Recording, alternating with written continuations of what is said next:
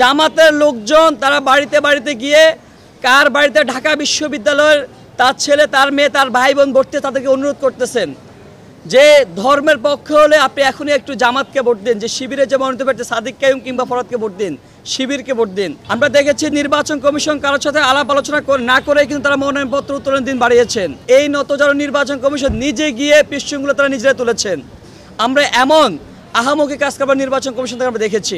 ডাকসু নির্বাচনের দিনক্ষণ সবকিছু ঠিক হয়েছে, প্রচারণার দিন তারিখ ঠিক হয়েছে।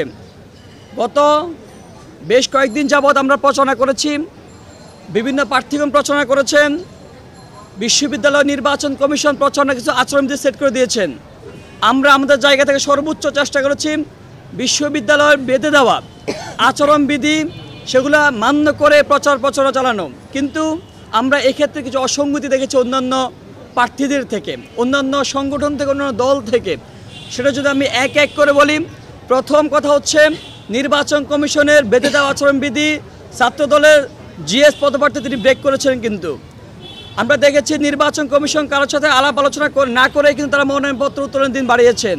আমরা দেখেছি যে যারা হচ্ছে ব্যালট পেস্টুন যারা টানিয়েছেন সেগুলো তারা উঠান না, নির্বাচন কমিশন বারবার করে তাদেরকে নির্দেশনা দেওয়ার পরে আমরা কি দেখেছি, এই নতজানু নির্বাচন কমিশন নিজে গিয়ে পৃষ্ঠগুলো তারা নিজেরা তুলেছেন।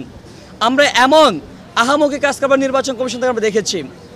আমরা এর বাইরে সবচেয়ে বড় যে অসঙ্গতি আমরা দেখেছি প্রথম দিন থেকে যে জামাতের লোকজন তারা বাড়িতে বাড়িতে গিয়ে কার বাড়িতে ঢাকা বিশ্ববিদ্যালয়ের তার ছেলে তার মেয়ে তার ভাই বোন ভোট দিয়ে তাদেরকে অনুরোধ করতেছেন যে ধর্মের পক্ষে হলে আপনি এখনই একটু জামাতকে ভোট দিন, যে শিবিরে যে মনোনীত প্রার্থী সাদিক কাইয়ুম কিংবা ফরহাদকে ভোট দিন, শিবিরকে ভোট দিন।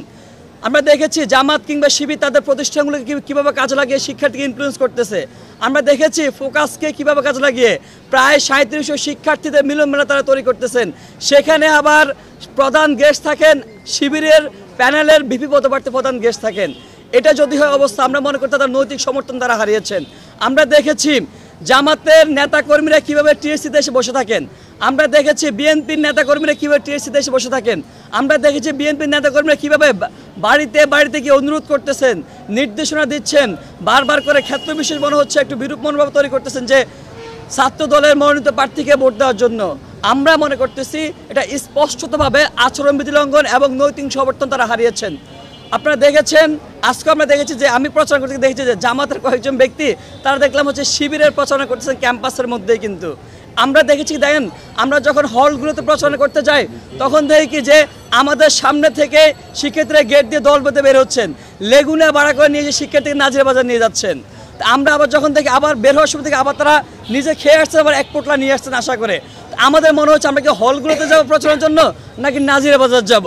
তো এই যে অসঙ্গতিটা দেখতেছি, এই যে কালাকানুন তারা তৈরি করছে শিক্ষার্থীকে ভোট ব্যাংক টানার জন্য, আমাদের মনে হয় যার শিক্ষার্থীদের সাথে সম্পৃক্ততা নেয় বিগত 5-7 বছরে, যে নতুন করে ডাকসু কেন্দ্রিক ক্যাম্পাসে হাজির হয়েছেন, 3 বছর আগে যার ছাত্রত্ব শেষ, 5 বছর আগে যার ছাত্রত্ব শেষ, যে এখন সব কিছু নিয়মকানুন ব্যত্যয় করে ডাবল এমপিল করে যিনি ডাকসুতে নির্বাচন করতেছেন, তার এখন শুধুমাত্র নাজিরা বাজারে তার ভরসা, তার এখন ফোকাসও তার ভরসা, তার এখন ভরসা হচ্ছে ইউনিয়ন ছাত্র দলের সভাপতি সেক্রেটারি, তার ভরসা হচ্ছে জামাতের ছাত্র দলের সভাপতি সেক্রেটারি। আমরা দেখেছি আমার একটা বান্ধবীকে ফোকাস থেকে ফোন দিয়ে বলতেছেন, ফোকাসের পরিচালক যে বলতেছেন, দেখো তুমি যদি আমি দাঁড়াতাম আমাকে তো অবশ্যই ভোটটা দিতে। বলতে হ্যাঁ জি ভাই আপনি দিতাম তো খুবই ভালো, সদাচারী মানুষ আপনাকে দিতাম, কিন্তু তাহলে যেহেতু আমাকে দিতে পারবে না সাদিক কাইয়ুমকে একটা ভোট দিও। এই হচ্ছে পরিস্থিতি।